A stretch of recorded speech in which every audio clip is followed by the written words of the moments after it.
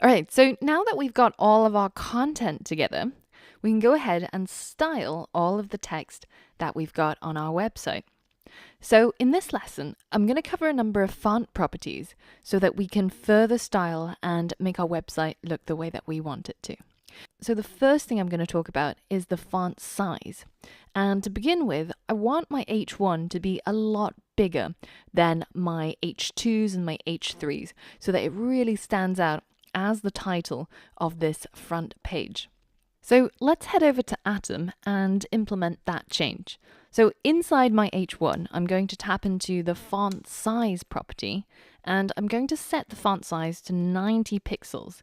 So this is the equivalent of selecting 90 in the drop-down menu when you're selecting a font size.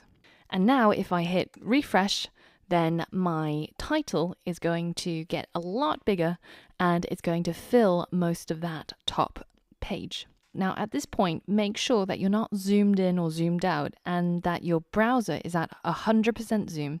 And you can check this by just going to zoom in or zoom out, and you can see whether if you're on 100% or 110%. So we want it to be 100% so we can see what everybody else should see by default. Now, currently, our font size is set to be 90 pixels.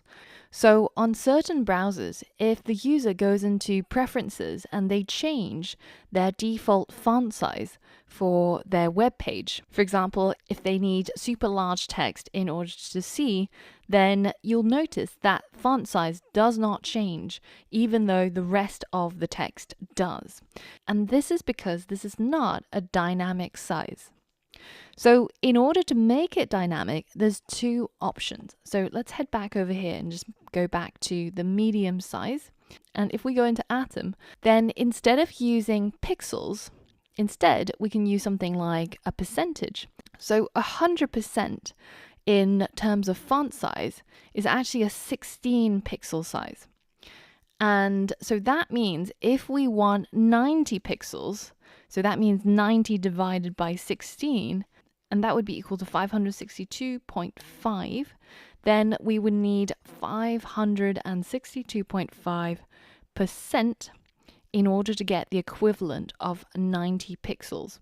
So if we hit save and we go back to our website and I hit refresh, you'll notice that absolutely nothing happens because we're specifying exactly the same font size, but instead we're using a percentage this time. So that means that if we go into, say, preferences and we change our font size to very small or very large, then that font size will scale with it. Now, the other way of specifying a dynamic font size is by using a unit called the EM. For example, if we head back onto our favorite website, TechCrunch.com, and we highlight this title here and we inspect it, then if you select this H2 here, you'll see that it's got the class called live title and its font size is specified as 2EM rather than however many pixels they want it to be. Now we've seen EM before inside our HTML and we used it as a tag in order to emphasize a particular section of text, and that stylistically means that it'll make something italicized. Now in this case, this is actually a completely different EM. And the EM in this case is actually the phonetic pronunciation of the letter M. And the reason is because in typesetting in the olden days, the EM, or the M rather, is the width of the capital letter M. And so that means that when you say 1 EM, then you want the font size to be 1 times the width, the capital letter M. And if you want 2, then that's double the size of the M, etc., etc. Now, in modern days, this is no longer true. But what is true is that 1 EM or 1 M is 16 pixels, as we've seen with our percentages. So 16 pixels is equal to 100% when you're talking about fonts, and it's equal to 1 M or 1 EM. And that means that you can achieve whatever size you want dynamically using either of these methods. So for example, as we calculated before, 90 pixels is equal to 5.625 EM. And so that means that if we replace our font size with that number and we hit save and we go back to our site and we hit refresh, then you'll see again the font size does not change because they are all the same. It's just using different ways of specifying the same size. So then the question you might have is, why would you use one over the other? What does it matter? And if you look on different websites, for example, take uber.com, and if we inspect on their title here, then you'll notice that their font size is specified in pixels, whereas on TechCrunch it's specified in EMs. And on other sites you might get percentages. Now, as we mentioned before, if we change the font size, for example, say somebody with accessibility issues to very large, then these static sized fonts do not change. It stays exactly the same size. Whereas the things that are dynamically sized, for example, things using EM or percentages, they do scale up so that users who have maybe visual impairments, etc., who might want to have a higher font setting, will be able to view the website more comfortably. And that's quite important in terms of making your website accessible to everybody.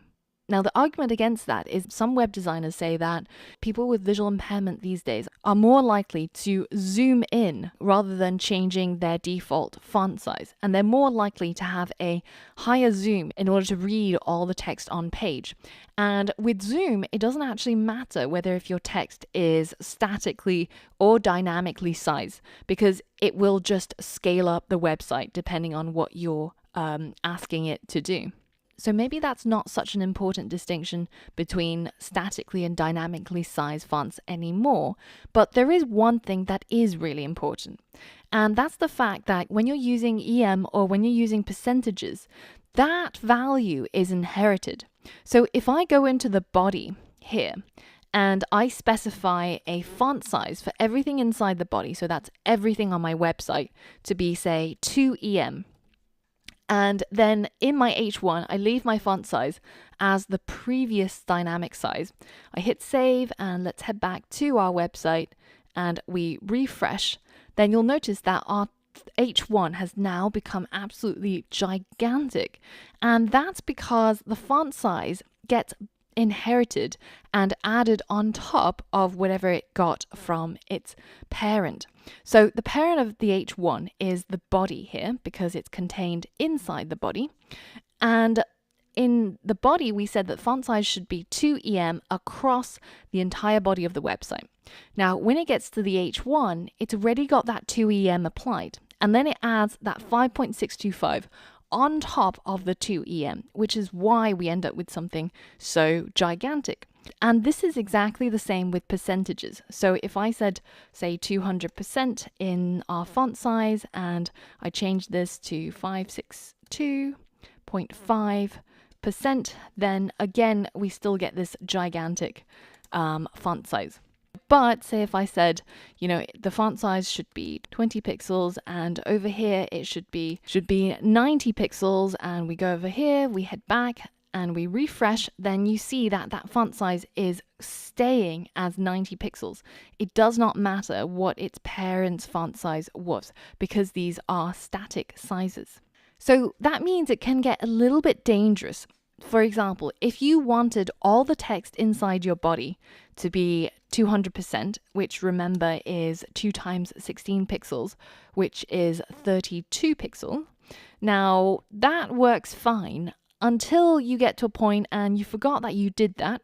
And over here, you ended up setting your 5.625 EM or your percent. And then all of a sudden, oh, what's going on? Why does it look like this? And you have to go and debug and try and figure out where did it get this font size from. So for example, we can inspect in our Chrome developer tools and you see, okay, so it's got font size 5.625. That's what I want. But do I have any font sizes anywhere else? And here in the body, even though it's crossed out, that 200% is still being applied.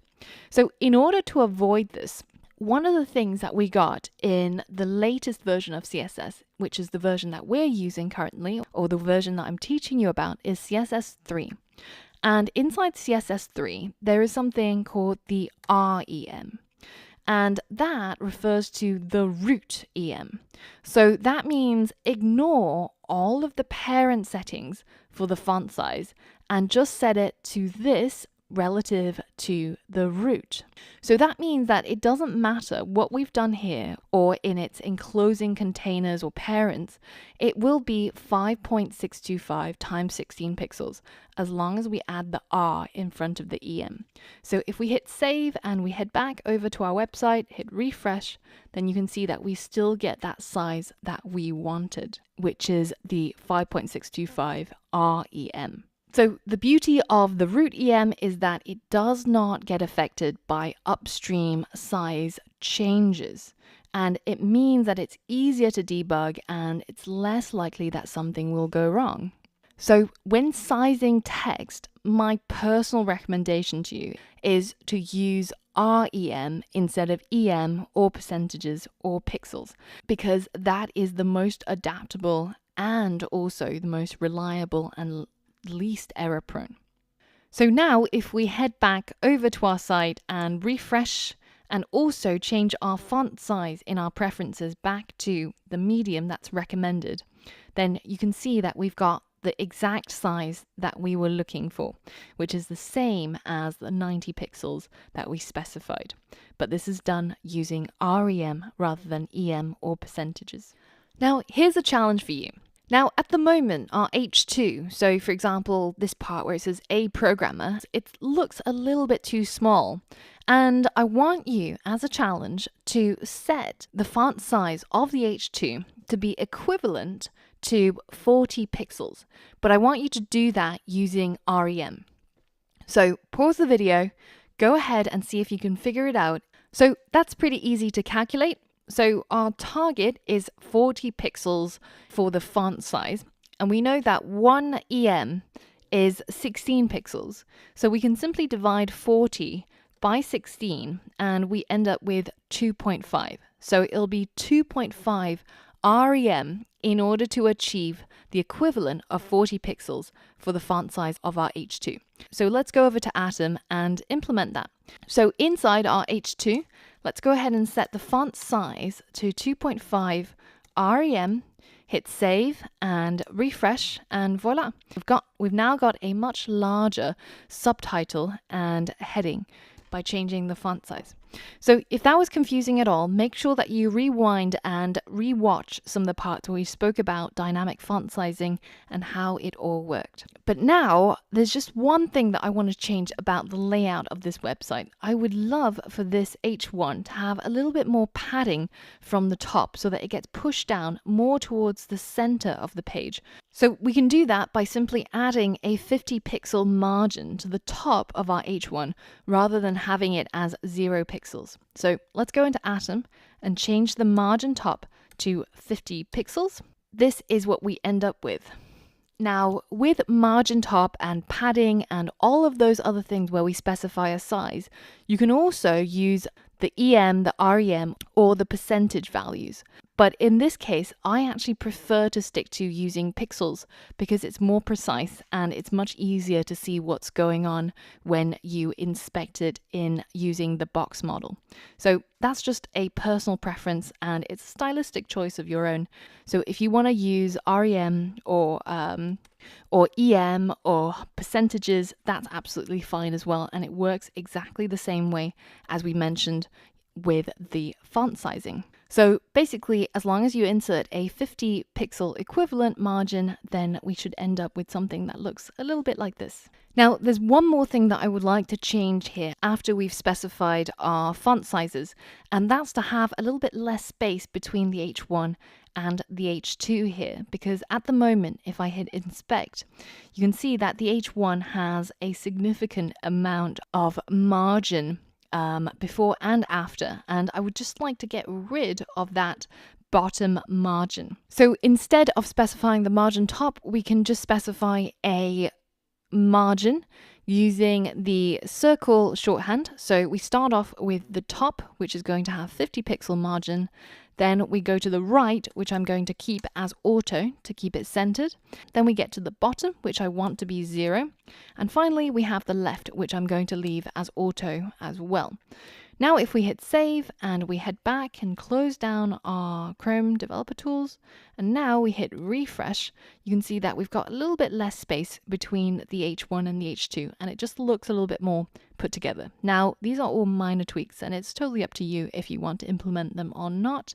I'm just adjusting it to my eye. Now, in the next lesson, I've got a number of challenges for you, and I want you to use the developer docs on MDN or on W3 Schools in order to figure out what these properties are and how you should set them. But you should be fully equipped in order to discover some of these other font-related properties that I want to talk about. So head over to the next lesson and complete the challenge.